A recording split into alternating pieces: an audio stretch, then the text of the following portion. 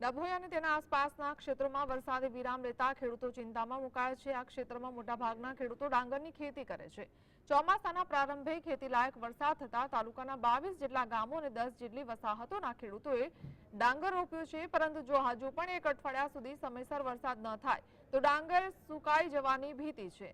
વઢવાણ સિંચાઈ તળાવમાં પણ 10% પાણી સિંચાઈ માટે ઉપલબ્ધ હોવાથી ખેડૂતોમાં ચિંતા છે। ડભોઈમાં ચાલુ સિઝનમાં કુલ 6 ઇંચ જેટલો વરસાદ પડ્યો હતો। ચાલુ સાલ વરસાદ શરૂઆત તો સારી થઈ, જેના કારણે ડાંગરનો દરું સમયસર નાખી દીધો। ત્યારબાદ કુવાવાળા લોકોએ રોપી પણ દીધો। અત્યારે 6-7 દિવસથી વરસાદ ખેંચાયો છે, જેના કારણે જે દરું ઉછરીને તૈયાર છે તે સુકાવાની આરે છે। જો સમયસર વરસાદ ફરી પાછો 4-5 દિવસ જો ખેંચાઈને સમયસર ના આવે તો એ દરું લગભગ નાશ થવાની આરે છે।